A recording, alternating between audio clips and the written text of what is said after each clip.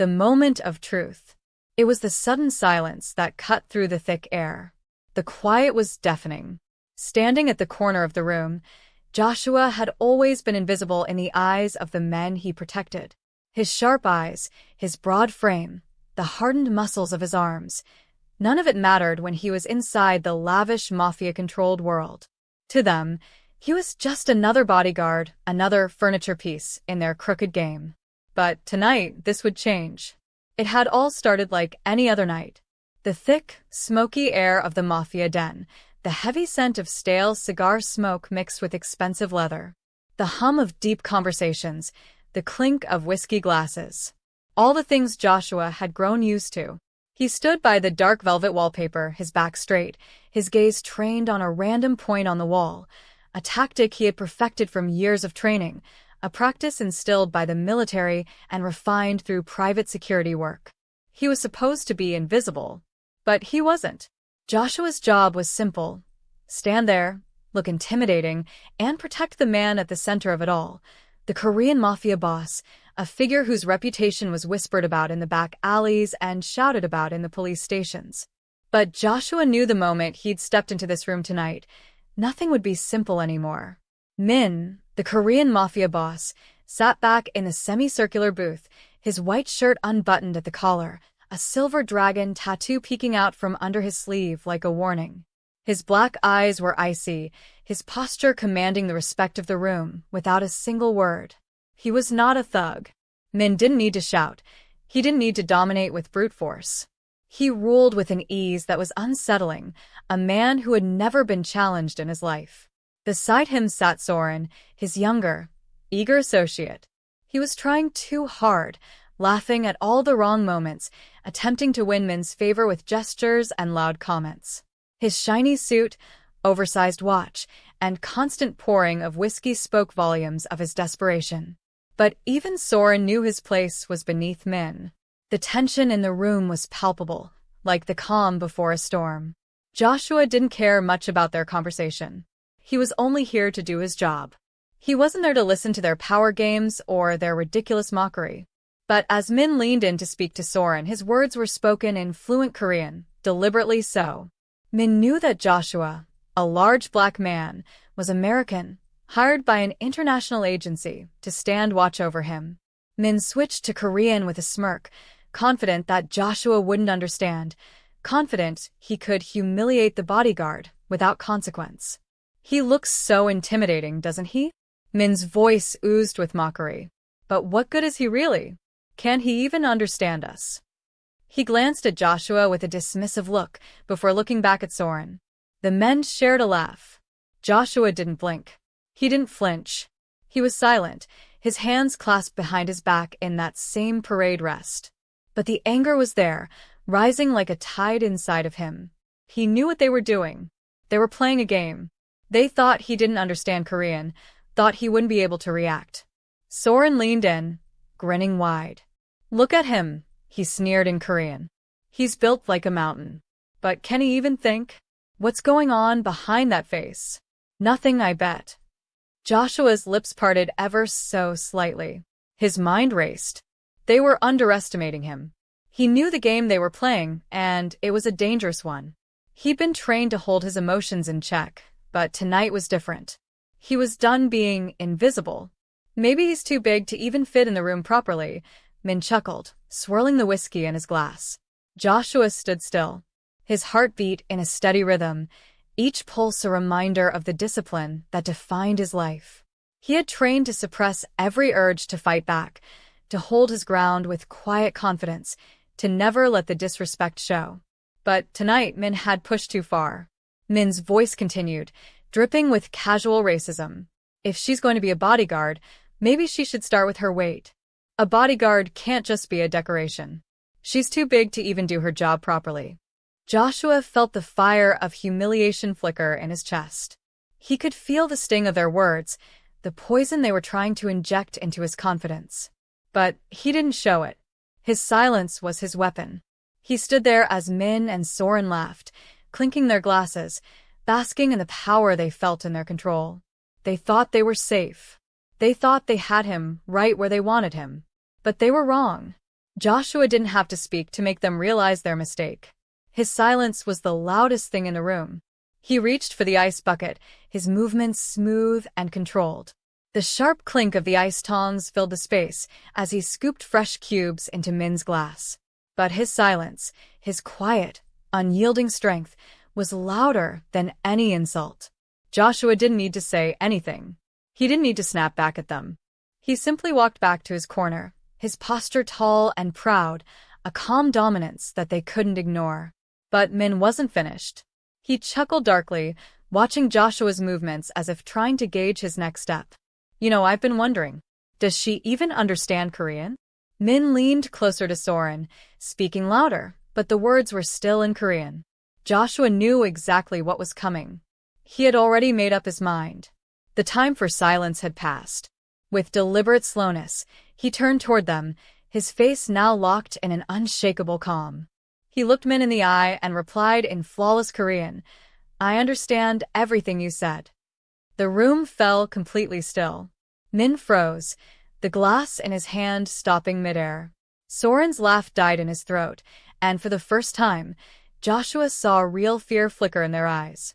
They had no idea that he could understand their every word. Joshua's voice was steady, unwavering. Kimchi is fermented cabbage, typically seasoned with chili powder, garlic, ginger, and salt, sir, he said, his tone smooth and controlled, the words crisp and perfect in Korean. The shock on Minh's face was palpable, his smug grin completely wiped away. "I would advise against going to Section 4 tonight," Joshua continued, his voice growing more commanding, knowing the stakes were high. "The police will be there. The harbor master is a man named Detective Choi. He's new, and he hasn't been bribed yet. He's strictly by the book. If you go to Section 4, you're walking into a trap." The silence in the room was deafening. Minh's pupils dilated. Soren choked on his drink. The power dynamic shifted in an instant. Minh's arrogance melted away, and fear began to creep into his expression. Joshua didn't gloat. He didn't smile. He didn't even raise his voice. He stood still, the weight of his words hanging in the air like a dense fog. Minh stared at him, trying to process what had just happened. Minh, the feared Mafia boss, had underestimated him. And Joshua knew that this was the moment that everything changed. Subscribe to this channel to support our growth. Shifting power. The hum of the city outside seemed distant as Joshua sat in the back of the black SUV. The leather seats were too soft for someone like him, who was used to standing on his feet, watching every corner, every movement. He wasn't sure how long he'd been in this car, the miles stretching before him like endless road, but he knew one thing: tonight had changed everything. He had taken a step, not just as a bodyguard but as a man with power. He wasn't invisible anymore. His thoughts were interrupted by the sound of the car's engine purring beneath him, the rhythm of the streets outside. His mind still replayed the moment in the room, the shocked look on Minh's face as he realized that the bodyguard he thought he could control, the woman he thought was disposable, had been the one thing he didn't account for: a force of nature.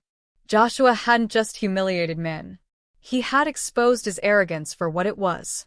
Minh had been too comfortable in his own power, too comfortable in his assumption that the world worked for him. Joshua had shattered that illusion with one simple, flawless reply in Korean. And now, everything was different. The car took a sharp turn, heading down a narrow alleyway toward an unknown location. Joshua's fingers gripped the armrest, his body tense, but calm. The driver didn't dare speak a word, respecting Joshua's silence. He didn't need to ask where they were going, he already knew. Minh's world wasn't just about luxury and whiskey. It was about control, about making people fear you without them even realizing it. And the moment Joshua had spoken back, the game had shifted. Minh was no longer the one pulling the strings. A few minutes passed before the car finally slowed to a stop. The sharp scent of expensive leather mixed with the faint smell of rain on the pavement. The door opened, and a man in a sharp suit stepped forward, his face unrecognizable in the darkness, but his posture said everything.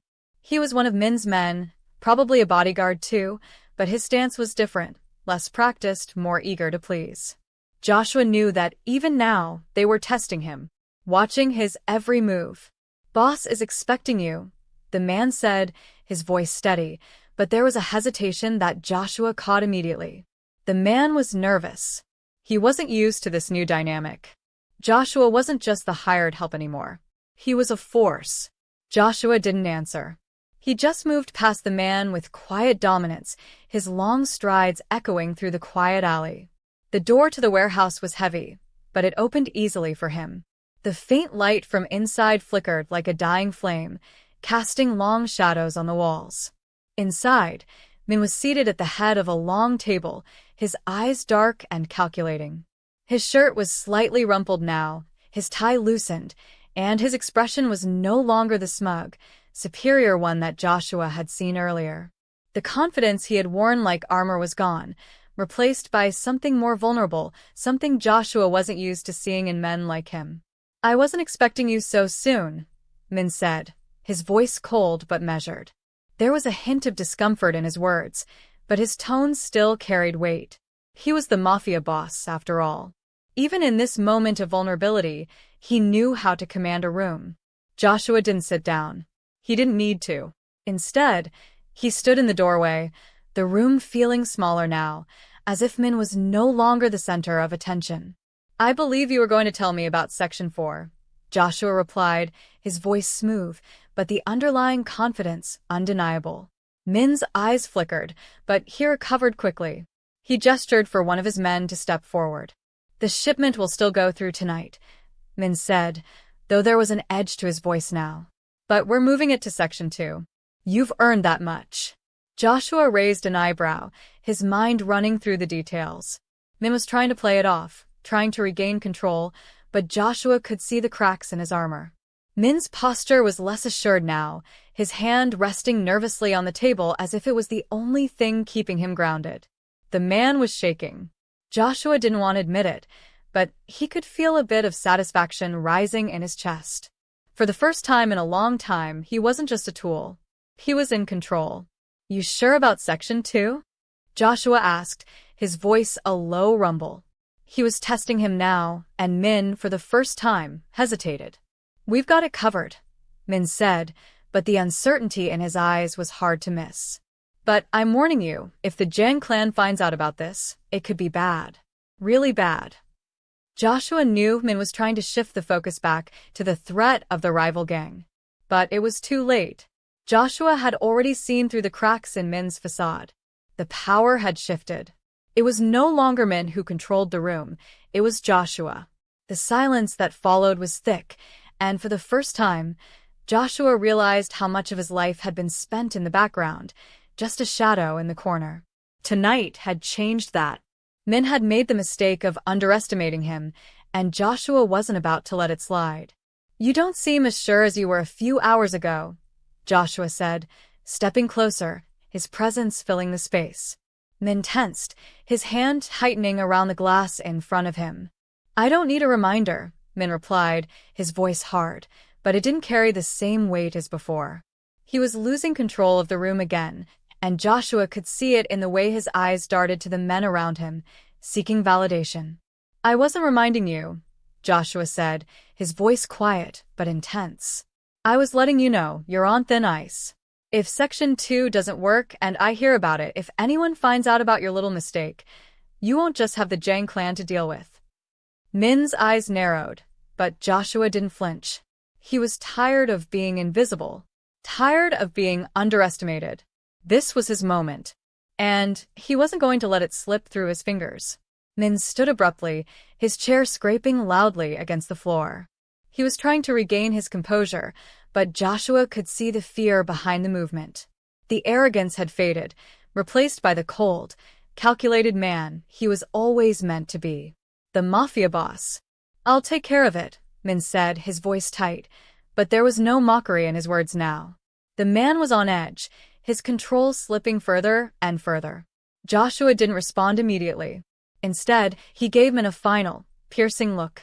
"Just remember," Joshua said, his voice calm but powerful. "I'm not just here to be your muscle. I'm here to make sure you stay alive." Minh didn't say anything. He didn't need to. The power dynamics had shifted for good. Joshua was no longer the hired help. He wasn't the bodyguard. He was the one calling the shots. As Joshua turned to leave, he felt the eyes of Minh's men on him. Their gaze was different now, more wary, more respectful. The tension in the room had shifted, and as Joshua walked out, he knew this wasn't just a victory. It was the beginning of something much bigger. Subscribe to this channel to support our growth. The price of loyalty. The black SUV moved silently through the dark streets, its tires humming softly on the wet asphalt as the city lights flickered in the distance. Joshua sat in the back seat, the weight of the silence in the car settling on him. He had just walked away from the Mafia meeting, a meeting that, in the span of a few hours, had completely changed the dynamic between him and Minh, the Korean Mafia boss. What had been a predictable, controlled environment now felt like an unstable powder keg, with every step forward threatening to ignite the tension he had caused by standing up to Minh.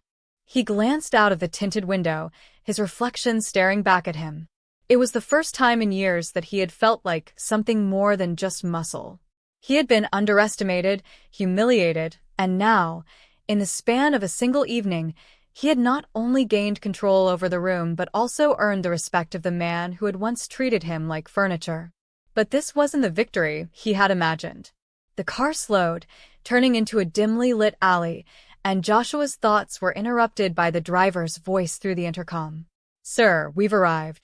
Joshua's eyes narrowed, scanning the unfamiliar street. This was a part of the city he didn't recognize, a part where the darkness felt more suffocating than the rest of the world outside. He had been following Minh's orders for too long, but now things were different. His silent rebellion, his calculated response to Minh's arrogance, had created a shift that Joshua couldn't ignore. He had crossed a line tonight, and it wasn't just about doing the job anymore. He could feel the stakes rising. Joshua stepped out of the SUV, the cold air biting at his skin as he adjusted his jacket. The building in front of him looked like every other Mafia-run establishment in the city, unmarked, uninviting, a fortress built on secrecy. He took a deep breath, shaking off the remnants of his thoughts, and walked toward the entrance, his boots making a quiet thud against the wet pavement. As he reached the door, a guard stepped forward, recognizing him immediately. There was no need for a password. Joshua's presence was all the confirmation the guard needed. With a quick nod, the door opened, and Joshua stepped inside. The interior was dim, with shadows dancing across the walls from the sparse lighting overhead. There was an air of quiet anticipation, as if the building itself was holding its breath, waiting for something to happen. "Minh is waiting for you," the guard said, leading Joshua through a narrow corridor. Joshua followed, his senses heightened, his mind still racing. He had seen the shift in Minh's behavior, the fear in his eyes when Joshua had spoken fluent Korean, the way his smug smile faded and was replaced with uncertainty. The boss had been rattled, and it was only a matter of time before Minh's walls came crumbling down. Minh wasn't invincible. He wasn't untouchable. They reached the private office at the end of the hall, and the door opened with a quiet creak. Inside, Minh was standing by a large oak desk, his back to the door, staring out the window at the city below. His usual composed demeanor had faltered, and the tension in his body was evident as he turned to face Joshua. "Close the door behind you," Minh said, his voice colder than usual. Joshua did as instructed, his hand lingering on the handle as he looked at Minh. The Mafia boss had always been a man of control, but tonight he was different. His eyes were sharp, scanning Joshua as though trying to figure him out, trying to regain some sense of control. But the shift was unmistakable. The balance of power had changed, and Minh knew it. "I owe you an apology," Minh said, his voice steady but carrying an underlying tension. "You did well tonight." Joshua didn't answer immediately. Instead, he studied Minh's face, looking for any sign of sincerity.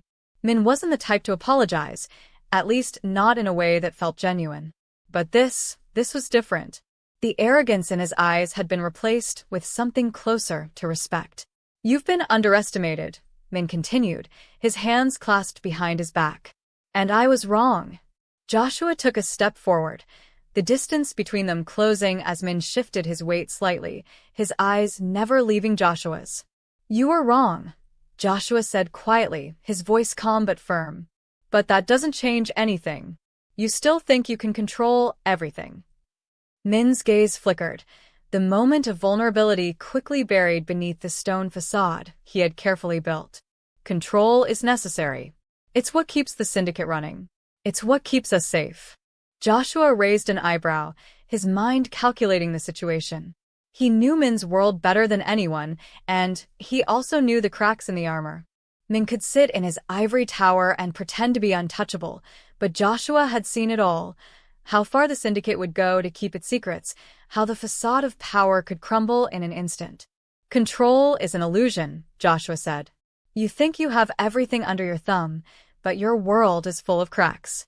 People like you can't see them until it's too late." Minh's face tightened, but he didn't argue. Instead, he took a deep breath, walking around the desk to face Joshua directly. "You don't understand," he said, his voice quieter, almost pleading. "There are things you don't know. Things I'm protecting you from." Joshua's eyes narrowed, his guard going up once again. "What are you talking about?" Minh looked at him for a moment, the walls of his composure slowly coming back up. "The Zhang clan. They've been sniffing around. They've made their move. Section 2 is compromised. But now," he paused, his eyes flickering to Joshua. "Now they're after you." Joshua's pulse quickened, but his face remained calm. "Me?" He couldn't suppress the bitter laugh that rose in his chest. "I'm just a bodyguard, Minh. I don't have anything worth taking." Minh's eyes darkened. "That's what you think. But the Zhang clan isn't after you for your looks, Joshua. They're after you because you've become something they never expected, a threat." Joshua's heart raced in his chest. The Zhang clan had been a shadow in his mind, something he had always kept on the periphery, never thinking they would target him directly. But now, the danger felt real. It wasn't just about protecting Minh anymore. It was about survival. "What do we do?" Joshua asked, his voice low but resolute. Minh hesitated, his gaze falling to the floor as though the weight of what he was about to say was too much to bear. "We fight back," he said finally. "But you're not just going to stand at the door this time. You're in the middle of this. You'll fight with us." Joshua nodded, a steely resolve forming in his chest. This was it. The game had changed, and he was no longer just a shadow in the corner. He was a player now. As Minh turned back to the window, his voice carried a quiet finality. "This is our last chance to take control. We do it now or it's over." Joshua stood silent, the weight of the words settling over him like a heavy fog. They had reached a point of no return. Whatever came next would define everything. Subscribe to this channel to support our growth. The final move.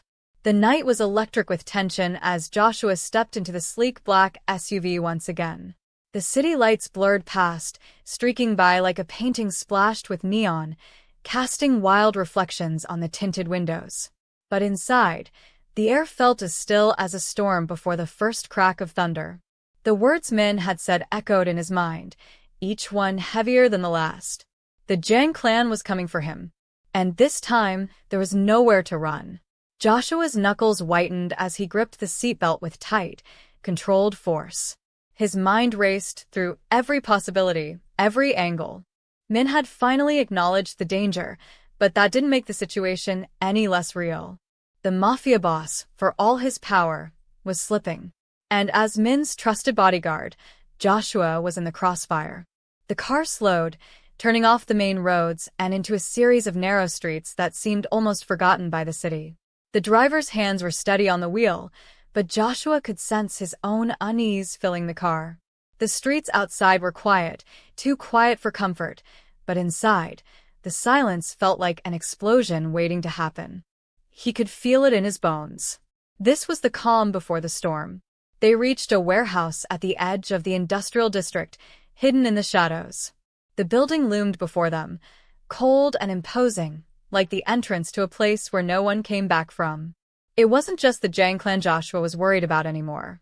Minh's trust in him had grown, but trust in the Mafia world was like sand slipping through your fingers. It didn't last. Joshua took a deep breath and stepped out of the car, his shoes clicking on the wet pavement as he made his way toward the door. This was the moment. Everything had led to this point, and now it was time to find out if his loyalty, his training, and his instincts were enough to save them all. As he entered the building, the stark, cold walls of the warehouse surrounded him.